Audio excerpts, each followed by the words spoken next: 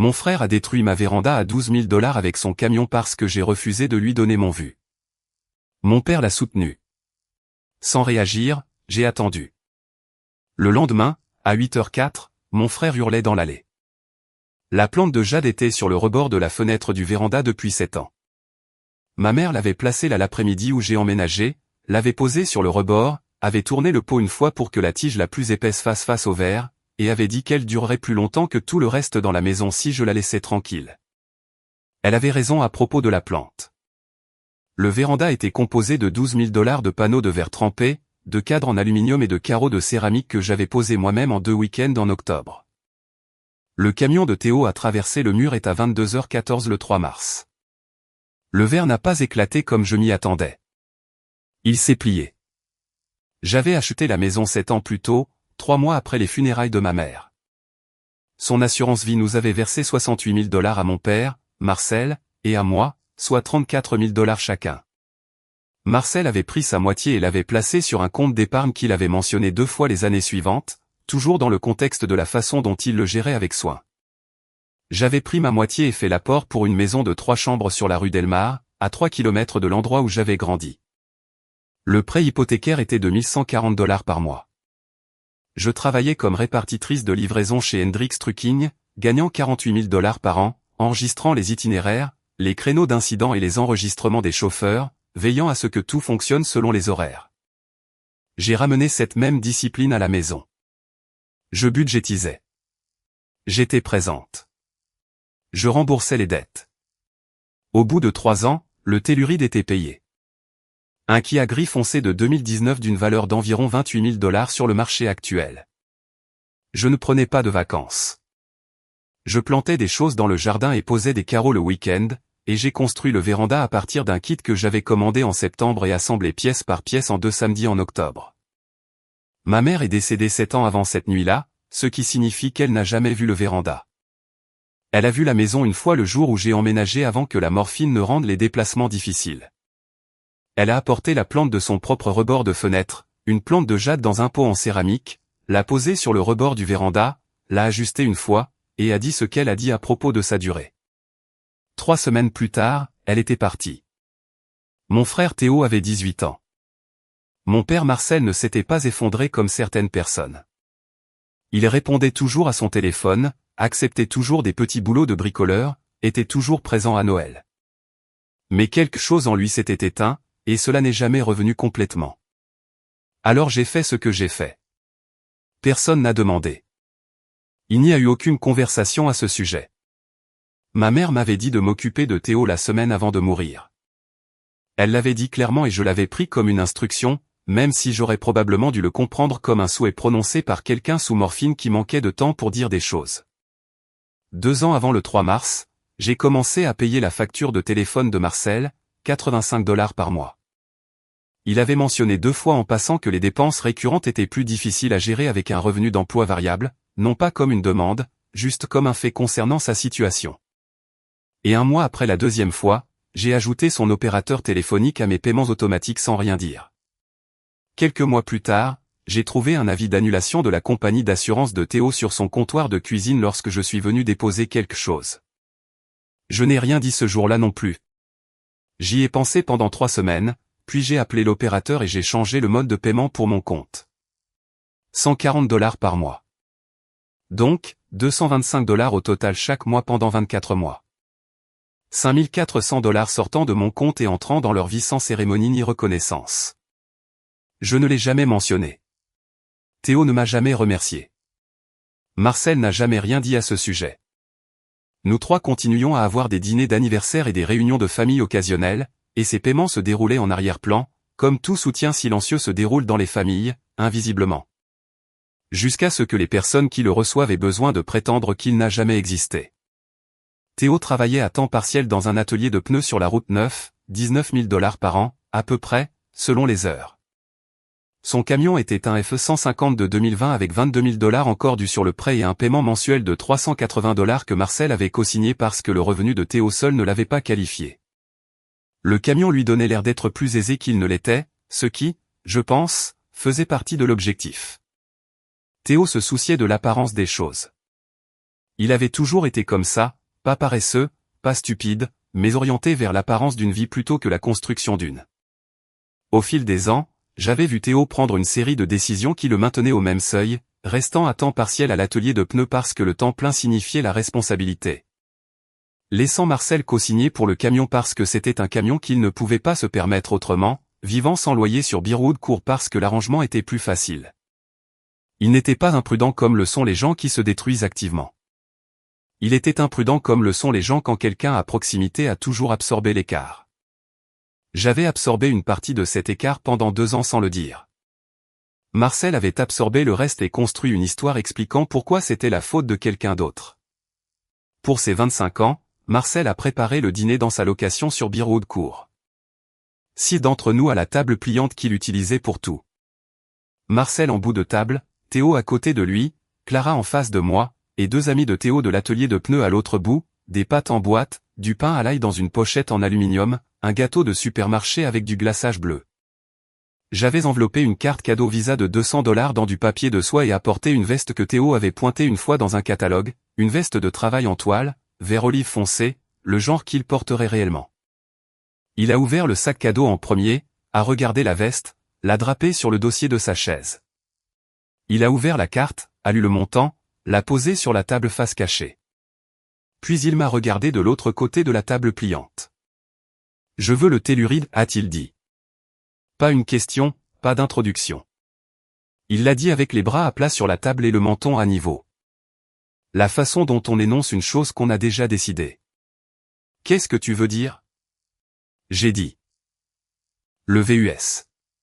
Tu vas au travail et tu reviens.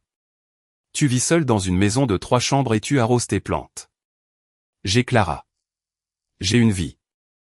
J'ai de vrais endroits où je dois être. Il a légèrement incliné la tête, comme s'il signalait quelque chose d'évident à quelqu'un de lent. Tu utilises à peine cette voiture, Corinne. Donne-moi les clés. Tu peux garder les plaques et t'occuper des papiers de transfert. Je m'occuperai de l'immatriculation. La table pliante comptait 6 personnes, et j'entendais le réfrigérateur se mettre en marche dans la cuisine. Clara regardait son assiette.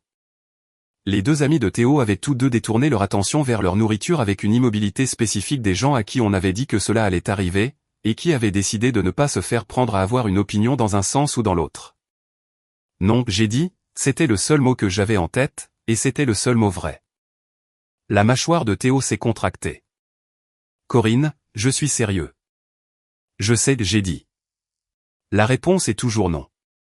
Cette voiture est dans ton allée depuis combien de temps ? 3 ans. Tu la conduis au travail et tu la ramènes à la maison. J'ai un camion avec des paiements que je peux à peine couvrir. Et tu as un VUS payé qui traîne dans le garage dont tu n'as même pas besoin. C'est ma voiture, Théo. C'est l'argent de maman qui l'a acheté, a-t-il dit. C'est ce que tout le monde sait. C'était de l'argent de la famille. J'ai utilisé ma part de l'assurance de maman pour l'apport sur la maison, la voiture je l'ai payée moi-même. Alors donne-moi la maison, a-t-il dit. Il a souri en le disant comme une blague, mais il ne l'a pas complètement retirée. Marcel est intervenu alors. Ne sois pas égoïste, a-t-il dit. Il a posé sa fourchette et m'a regardé avec l'expression qu'il utilisait quand il décidait qu'il était raisonnable. Ton frère ne demande qu'une chose. Une chose, Corinne. Tu as cette voiture dans l'allée, payée. L'argent de l'assurance de ta mère est allé à cette famille. Ça veut dire nous tous. J'ai utilisé ma part de cette assurance pour l'apport, j'ai répété. Chaque paiement hypothécaire depuis lors a été le mien. N'en fais pas un registre, a dit Marcel. Nous sommes une famille. Alors demande-moi comme une famille, j'ai dit. Ne me dis pas que c'est déjà décidé. Théo a ouvert la bouche. Marcel a regardé son assiette. Aucun des 2 n'avait plus rien à dire après cela. J'ai regardé mon père. 58 ans, n'avait pas payé sa propre facture de téléphone depuis 2 ans. Son nom était sur le prêt du camion de Théo comme co-signataire parce que le revenu de Théo n'avait pas qualifié de prêt. Il vivait dans une location de 2 chambres sur Bearwood Court et parlait de l'argent de la famille comme si c'était quelque chose qu'il gérait. J'ai pensé à dire tout cela. J'ai pris ma veste à la place. J'ai un levé tôt demain, j'ai dit. Théo a commencé à dire quelque chose. J'étais déjà debout. J'ai pris mon sac, dit bonne nuit à Clara, et je suis sorti du dîner d'anniversaire.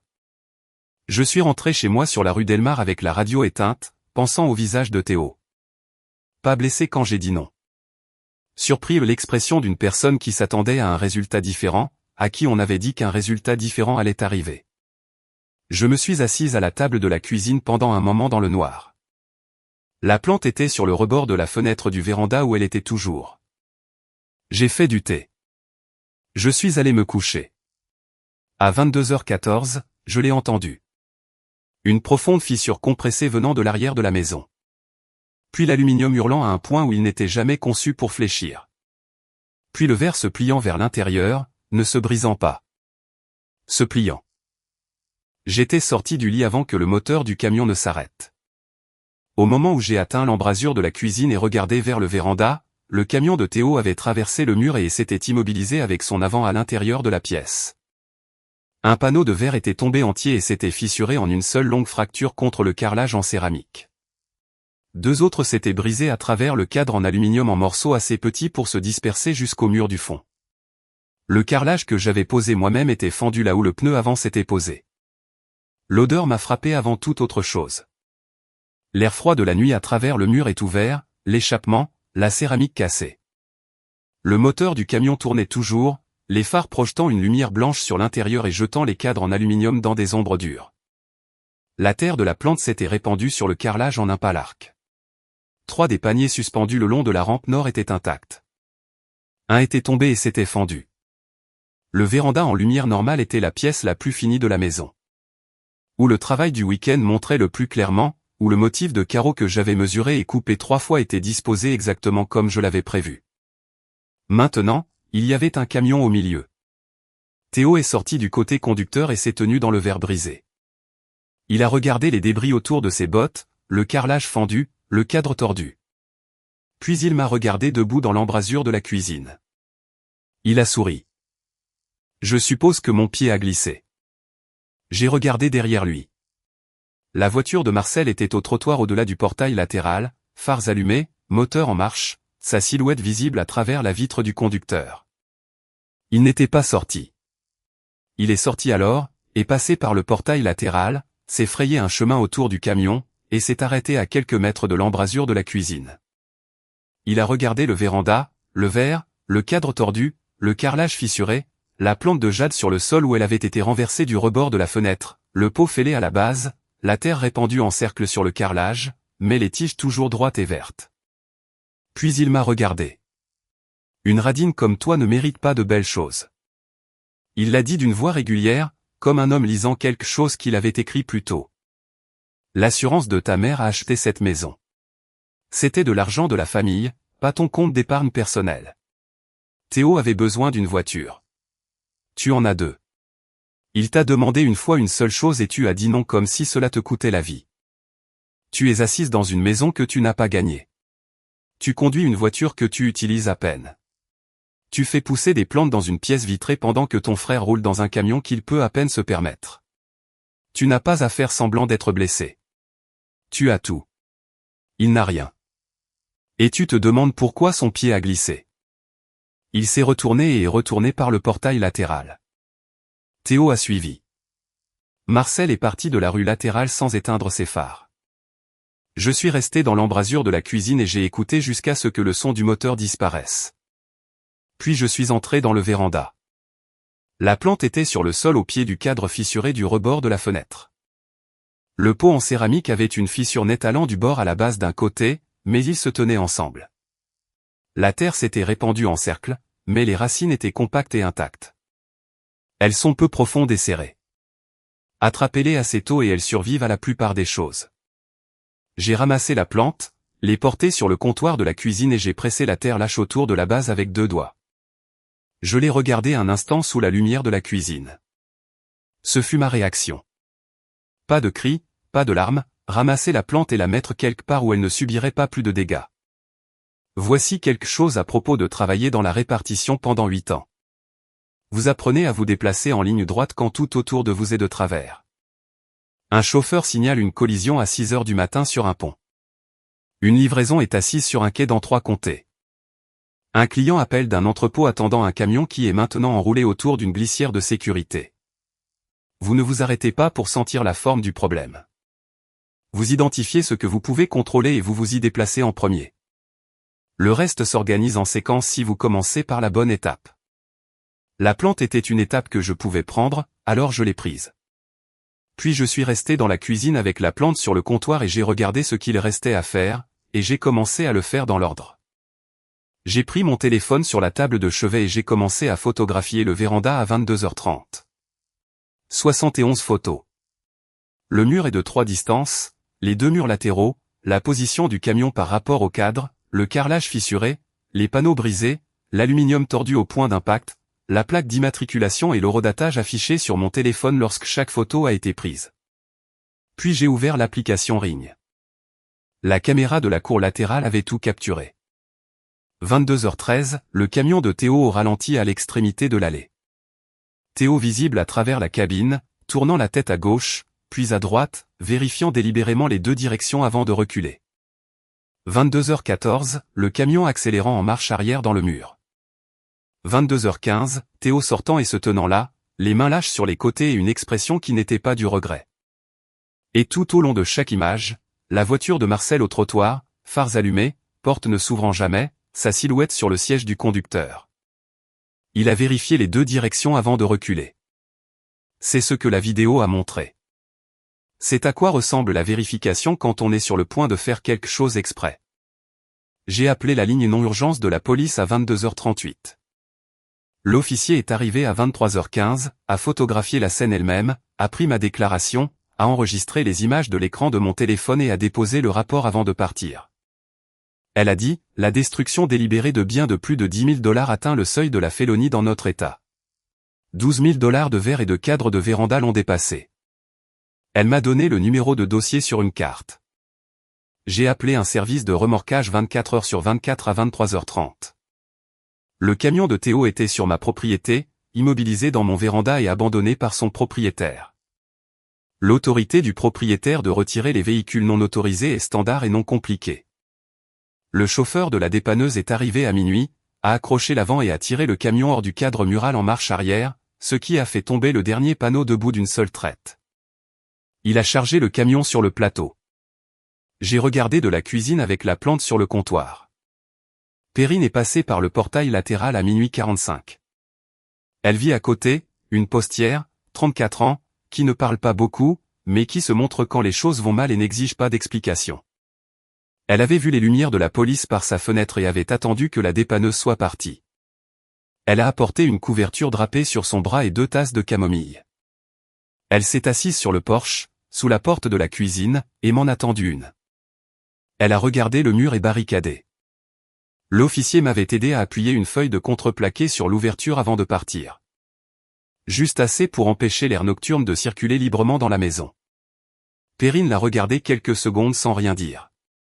Puis elle s'est assise sur la marche du porche et a enveloppé ses mains autour de sa tasse. « La plante va bien ?» a-t-elle demandé. « Oui, j'ai dit. Le pot est fissuré, mais la plante va bien. » Elle a hoché la tête comme si c'était une bonne nouvelle, ce que c'était. Elle n'a pas posé de questions sur Théo. Elle n'a pas posé de questions sur Marcel. Elle avait vu la police et la dépanneuse, et elle avait une idée raisonnablement claire de la forme générale de la nuit. Elle est restée avec moi. 20 minutes se sont écoulées. Elle a dit, « Tu veux que je reste ?» Oui, j'ai dit. Elle est restée jusqu'à 2h du matin. Elle est rentrée chez elle. Je me suis allongé sur le canapé et je n'ai pas beaucoup dormi. Et quand je l'ai fait, j'entendais encore à moitié le son du verre qui se pliait. À 8h04 du matin, mon téléphone a sonné. Le nom de Théo s'affichait à l'écran. Je l'ai regardé sonner 4 fois et passer à la messagerie vocale. Son message contenait 6 secondes de cri, « Où est mon camion ? Qu'est-ce que tu as fait ?» Quelque chose claquait en arrière-plan. J'ai posé le téléphone face contre terre sur le comptoir et j'ai rouvert l'application Ring. 22h13, la vérification à gauche, la vérification à droite, la marche arrière délibérée. J'ai failli répondre au téléphone. Ma main était dessus, mais la plante était sur le comptoir à côté de moi, la terre encore lâche là où je l'avais pressée la veille, et j'ai pensé à ma mère tournant le pot une fois sur le rebord de la fenêtre le jour où j'ai emménagé. L'ajustant pour que la tige la plus épaisse ait le meilleur angle par rapport au verre. J'ai laissé passer à la messagerie vocale. À 8h30, j'ai appelé mon assurance habitation et j'ai ouvert une réclamation. La franchise était de $1500. L'agent a dit qu'avec un rapport de police nommant la partie responsable et des images montrant des dommages délibérés, leur équipe de subrogation poursuivrait Théo pour le montant de la réclamation une fois réglée. J'ai envoyé le fichier vidéo par email pendant que nous étions encore au téléphone. Le lundi, 3e jour, je me suis rendu au bureau de l'avocat. Le beau-frère de Perrine m'avait donné la référence l'année précédente pour une autre affaire. Il avait dit que cet homme était précis et ne facturait pas le temps qu'il n'avait pas gagné. J'ai apporté tout. Le numéro de dossier, la vidéo sur une clé USB, un devis de dommages écrit d'un entrepreneur que j'avais appelé samedi matin, $12 000 pour les panneaux de verre et le cadre, $1000 incluant les travaux de carrelage.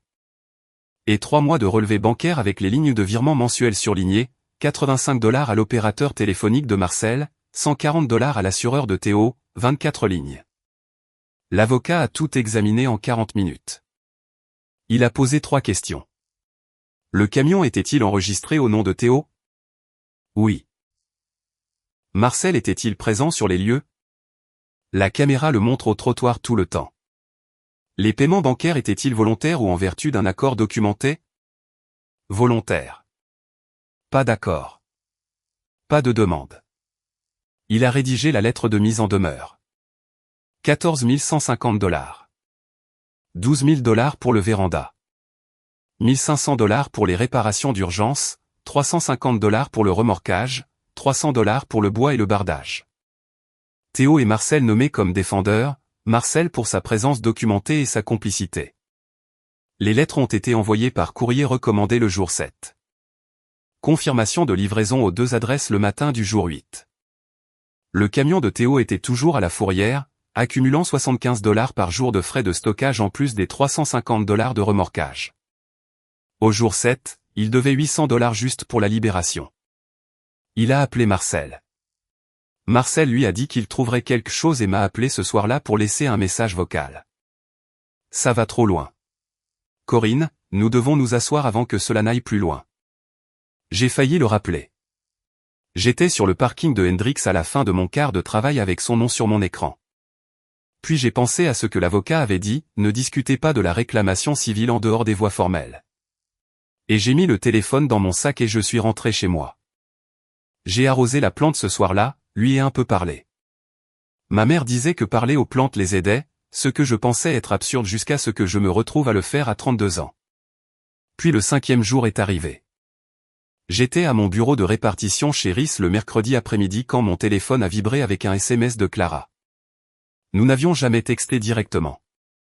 J'avais son numéro d'une discussion de groupe que Marcel avait créé pour le dîner de Noël il y a 3 ans et il était resté là, inutilisé. Le message était court et précis. Je ne savais pas qu'il allait faire ça. Je veux que tu le saches. Mais il y a quelque chose que tu devrais probablement savoir. Ton père a dit à Théo il y a des mois que la voiture était à lui. Théo me l'a dit en janvier. Il l'a dit aux gens à l'atelier de pneus. Il pensait que c'était une chose faite. Je pensais que tu savais. Je l'ai lu 3 fois à mon bureau puis je me suis excusé et je suis allé à ma voiture sur le parking. Janvier, 10 semaines avant le 3 mars. Théo avait dit aux gens, à sa petite amie, à ses collègues de l'atelier de pneus, à toute personne de son entourage, qu'il allait avoir le telluride pour son anniversaire. Pas comme un espoir, comme un fait. Marcel lui avait dit que c'était réglé.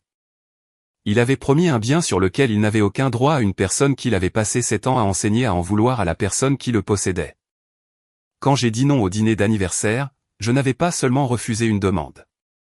J'avais effondré une promesse que Marcel avait faite en mon nom sans jamais me parler. La ligne brutale dans les débris du véranda, le discours de la radine n'était pas le chagrin de mon refus. C'était Marcel qui réécrivait la nuit en temps réel, transformant mon refus en un défaut de caractère afin que personne dans cette pièce ne regarde trop attentivement ce qu'il avait mis en marche. Il avait conduit Théo chez moi. Il s'était garé au trottoir avec ses phares allumés et était resté dans sa voiture et avait regardé son fils reculer un camion à travers mon mur. Non pas parce qu'il était un parent permissif qui s'était laissé emporter par la colère de son fils, mais parce qu'il avait eu besoin que cela arrive. Si Théo faisait une crise et rentrait chez lui, Marcel restait un menteur. La seule version du 3 mars qui nettoyait le mensonge était celle où la destruction avait déjà eu lieu, et c'était moi qui ne faisais pas la bonne chose. Je me suis assise dans ma voiture sur le parking de Hendrix et j'ai pensé à toutes les conversations que je pouvais me rappeler avoir eues avec Marcel au cours des 7 dernières années. Chaque dîner où il avait mentionné la maison, à quel point elle était grande pour une personne, à quel point j'avais de la chance que l'assurance de maman l'ait rendue possible, chaque référence au VUS. Chaque fois qu'il avait orienté la conversation vers ce qui avait été distribué à la mort de maman, comme si un compte n'avait pas été réglé. J'avais pensé qu'il était en deuil. Je payais sa facture de téléphone et je me disais que c'était de la compassion. Ce que le SMS de Clara a clairement montré, c'est que Marcel n'avait pas été incertain. Il avait été délibéré. Chaque référence à l'argent familial de la maison, chaque mention de ma voiture, chaque dîner où Théo avait été présent pour l'entendre, c'était des versements sur une dette qu'il avait dit à Théo que je devais. En janvier, le registre que Marcel avait construit dans la tête de son fils avait un élément nommé spécifique en haut de la liste, le telluride. Clé, pas de condition, et Marcel avait promis la livraison. J'ai appelé Perrine depuis le parking, lui ai dit ce que Clara avait dit. Elle est restée silencieuse un instant. Alors il a construit ça pendant 7 ans et il a conduit le camion là-bas. Oui, j'ai dit. D'accord, a-t-elle dit. Samedi. Je savais ce que samedi signifiait. Le 7e jour, les lettres recommandées sont arrivées à Biroudecourt. Théo a ouvert la sienne à la table de cuisine de Marcel. Il a appelé Marcel sur son chantier et a lu le montant à voix haute. Marcel lui a dit de se calmer et qu'il s'en occuperait. Ce soir-là, Marcel a laissé un message vocal sur mon téléphone. Voix calme, ton certain, la même voix qu'il utilisait pour tout. Viens chez moi samedi. Nous allons régler ça en famille. Il l'a dit comme quelqu'un qui dit une chose qui a déjà été décidée et tout le monde est juste en train de se rattraper. J'ai failli supprimer le message vocal sans l'écouter entièrement. Mon pouce était sur le bouton et j'étais fatigué et la lettre de mise en demeure était déjà déposée et j'ai pensé que c'était peut-être suffisant. Puis je l'ai entendu dire régler ça en famille et j'ai réalisé qu'il pensait toujours qu'il gérait la situation. C'est ce qui m'a fait décider d'y aller. J'ai envoyé un SMS à Perrine, peux-tu conduire samedi? Elle a répondu, déjà dans la voiture. Le 8e jour était un samedi. J'ai porté un pull gris et des chaussures plates et apporté un dossier avec 3 documents. Perrine m'a déposé dans la rue de Marcel et s'est garée au coin avec un livre et sa tasse de voyage. Elle a dit qu'elle serait là. J'ai monté les marches de l'entrée de la location sur Biroudecourt et je suis entré. La porte était déverrouillée, ce qui était la façon de Marcel de dire qu'il m'attendait à ces conditions. Le salon de Marcel. Théo sur le canapé, les bras croisés et la mâchoire serrée. Clara dans l'embrasure de la cuisine, son sac toujours sur l'épaule, ce qui m'indiquait qu'elle n'avait pas décidé combien de temps elle resterait. Marcel dans son fauteuil, les doigts entrelacés, la posture d'un homme qui tient une réunion dans son propre bâtiment. Je me suis assise sur la chaise en face de lui, j'ai posé mon téléphone sur la table basse. Marcel, nous devons gérer ça en famille. Les choses ont dégénéré, et maintenant nous avons des documents légaux impliqués alors que cela aurait dû rester interne. Il avait préparé cette ouverture. La cadence était trop fluide. Je veux que nous résolvions ça avant que ça n'aille plus loin. J'ai connecté mon téléphone à son Chromecast. Je l'avais installé pour lui 2 Noëls auparavant, j'avais jumelé l'appareil, lui avais montré comment l'utiliser, avais écrit le mot de passe sur un pense-bête qu'il avait collé sous la télécommande. Il m'appelait toujours quand la connexion se coupait. J'ai ouvert le fichier vidéo RIN et j'ai appuyé sur lecture. 63 secondes sur sa propre télévision. 22h13, le camion de Théo à l'extrémité de l'allée. Moteur en marche. Le lampadaire frappant la cabine juste assez pour le montrer au volant. Tête tournant à gauche, puis à droite. Une pause. Puis le camion en pleine accélération en marche arrière. Le mur est recevant l'impact en temps réel. Panneau de verre se pliant. Cadre en aluminium se pliant vers l'intérieur par section. Théo sortant du côté conducteur. Se tenant dans le verre brisé. L'expression sur son visage.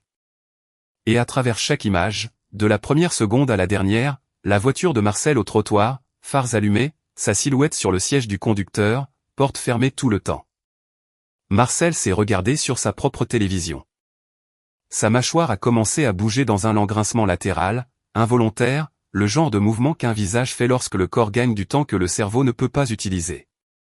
Ses doigts se sont resserrés autour de la coudoir jusqu'à ce que les phalanges deviennent pâles. Il n'a pas levé les yeux de l'écran pendant 11 secondes complètes après la fin de la vidéo.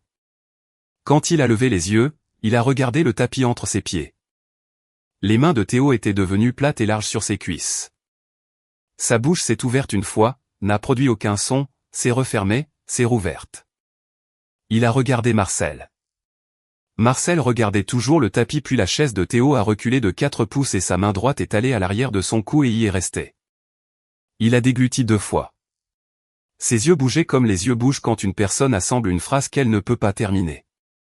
Clara est entrée complètement dans l'embrasure de la cuisine.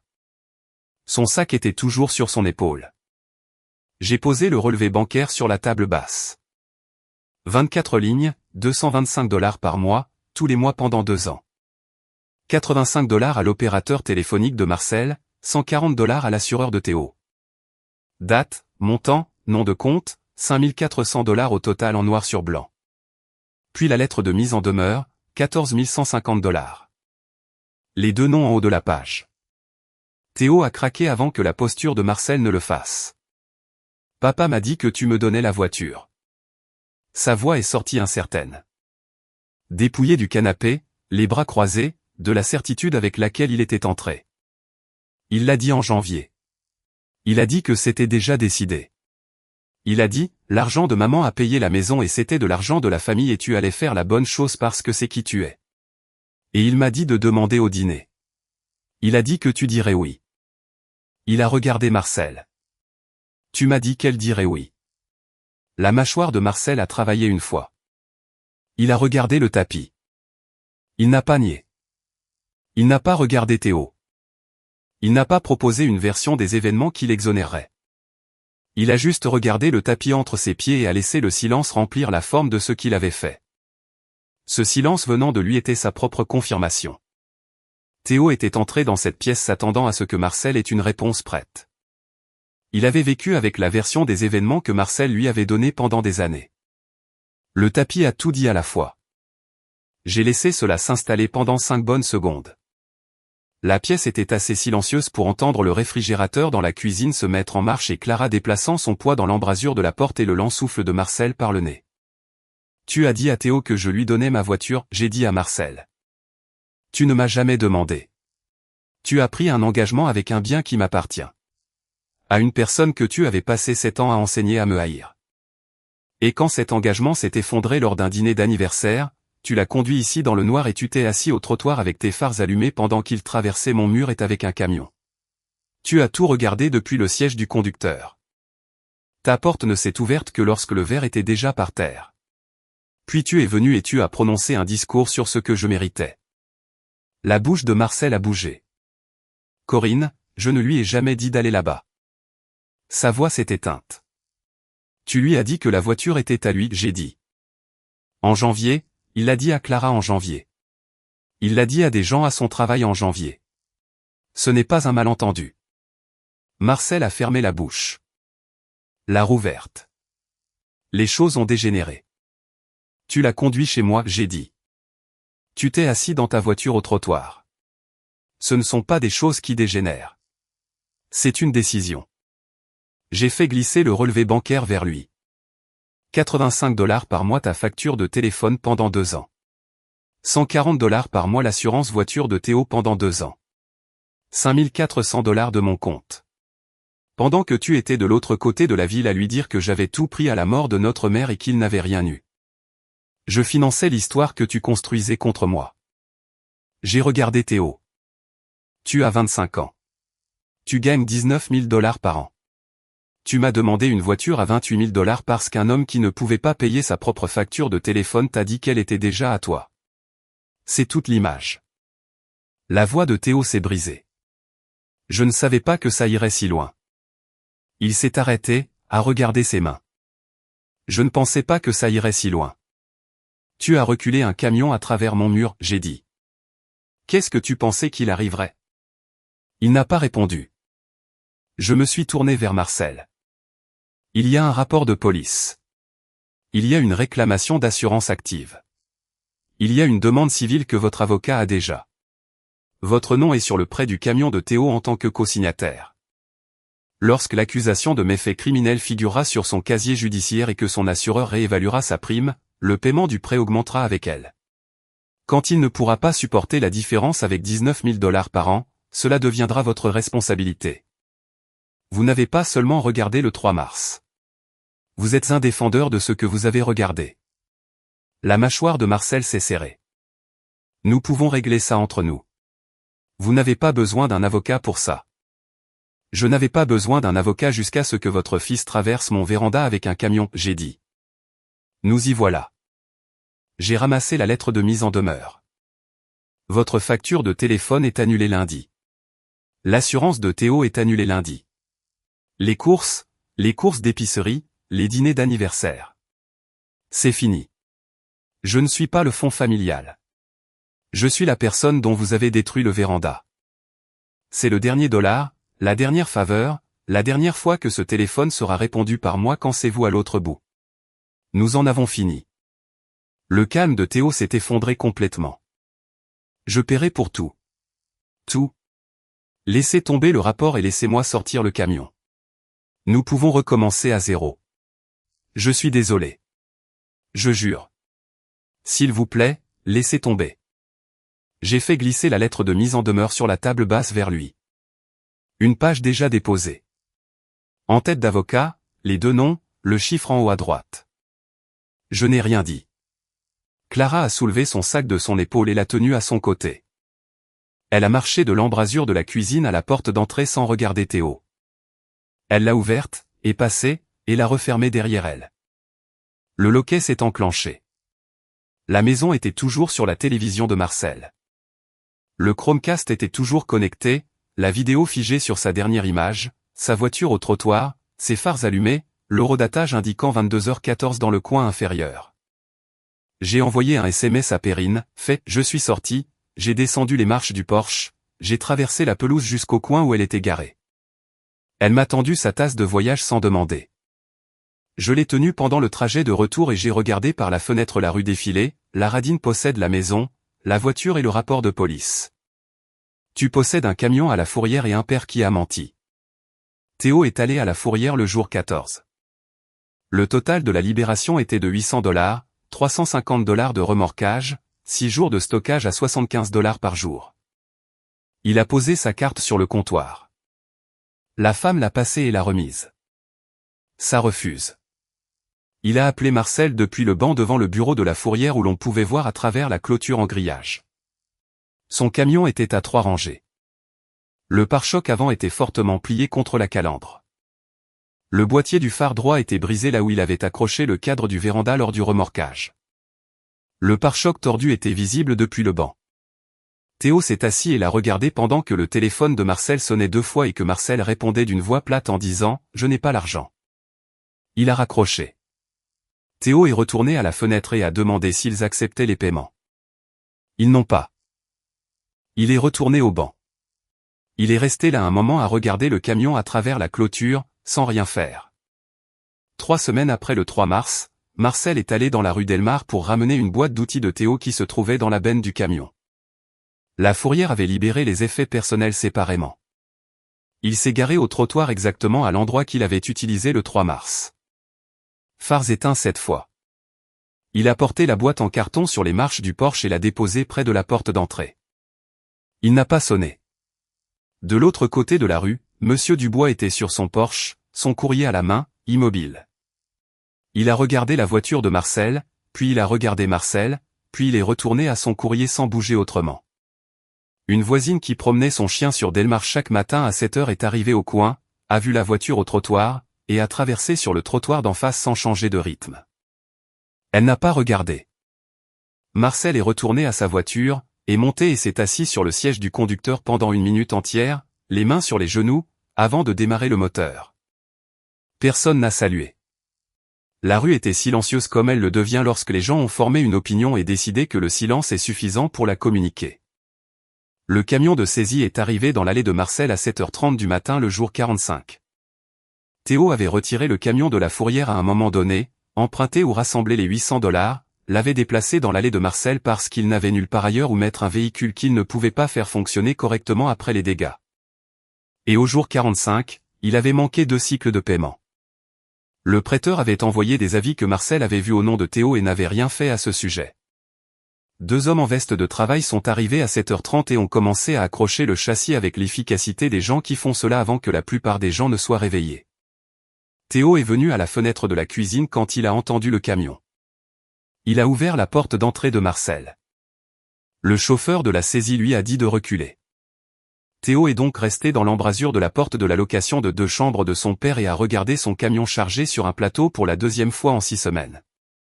Marcel était à la table de la cuisine derrière lui avec un avis de recouvrement de co-signataire à la main. 22 000 $ de solde restant. 30 jours pour répondre. Intérêt continu. Il a regardé l'avis puis la table de la cuisine. Il n'a pas regardé Théo. Il n'a rien dit à propos du camion à l'extérieur. Ils ont dîné ce soir-là à la table pliante qui avait accueilli 6 personnes pour un dîner d'anniversaire 6 semaines plus tôt. Juste 2 maintenant. Pas de conversation. La facture de téléphone de Marcel était arrivée pour la première fois en 2 ans à son nom. 85 $ qu'il n'avait pas budgétisé. Il l'a payé. Il n'en a pas parlé. Sur la rue Delmar, le véranda était barricadé. Des bâches recouvraient l'ouverture du muret, des 2x4 encadrant l'espace. L'entrepreneur devait commencer le 12 avril. La demande d'assurance était approuvée et traitée selon le calendrier standard, ce qui signifiait des semaines, pas des jours. La cuisine semblait plus petite sans la lumière du matin qui passait par le verre du véranda. Il y avait une qualité à cela aux premières heures que la fenêtre au-dessus de l'évier ne pouvait pas reproduire. Mais la fenêtre au-dessus de l'évier faisait son travail. La plante de jade était sur ce rebord de fenêtre dans le pot en céramique de Perrine, gris-vert, légèrement plus large que l'original fissuré, avec de la terreau frais que Perrine avait apporté dans un petit sac le matin après la destruction, ainsi que le pot lui-même de sa propre étagère. Le pot fissuré était dans le bac de recyclage. La plante n'avait rien remarqué. Les mêmes tiges épaisses et compactes, le même système racinaire peu profond, la même portée vers la fenêtre disponible. Elle recevait la lumière dont elle avait besoin et elle allait bien. Le message vocal de Marcel était toujours non lu sur mon téléphone. Vieux de 4 semaines. La notification restait là chaque fois que je déverrouillais l'écran. Un nom, un horodatage, une durée de 43 secondes que je n'avais pas écouté. Je le regardais parfois. J'ai posé le téléphone face contre terre sur le comptoir. J'ai bu mon café. Par la fenêtre de la cuisine, je pouvais voir Perrine sur son porche d'à côté, lisant avec sa tasse sur la balustrade. Elle m'a vu à la fenêtre et a levé 2 doigts. J'ai levé les miens en retour à travers le verre. Le véranda serait reconstruit d'ici juin. Perrine avait déjà proposé de m'aider à reposer le carrelage. Elle avait posé des carreaux dans sa propre salle de bain une fois et avait dit qu'elle se souvenait suffisamment de la technique pour être utile. J'avais déjà commandé les mêmes carreaux de céramique auprès du même fournisseur, le même motif, les mêmes dimensions. J'allais les reposer exactement comme ils l'étaient. Le carrelage avait été bien fait, et il n'y avait aucune raison de changer quelque chose qui avait été bien fait simplement parce que quelqu'un l'avait traversé. Sur Beerwood Court, 2 hommes qui n'avaient pas parlé au dîner vivaient dans une location de 2 chambres avec un avis de recouvrement sur la table et aucun camion dans l'allée. Théo avait demandé des heures à temps plein à l'atelier de pneus, non pas parce qu'il avait eu une révélation, mais parce qu'il avait besoin des revenus et n'avait plus d'autres options. Marcel a payé sa propre facture de téléphone pour le 2e mois consécutif. S'il pensait aux 24 mois précédents en le faisant, je ne pouvais pas le dire et je n'en avais pas besoin. La plante de jade était déjà reconstruite. Nouveau pot, nouvelle terre, même plante, même tige, même portée vers la lumière apportée. Ma mère avait eu raison à ce sujet depuis le début. Tout ce dont elle avait besoin, c'était d'être ramassée par terre, d'avoir quelque chose de propre pour pousser, et d'être placée quelque part avec une fenêtre. Elle avait tout cela maintenant. Moi aussi.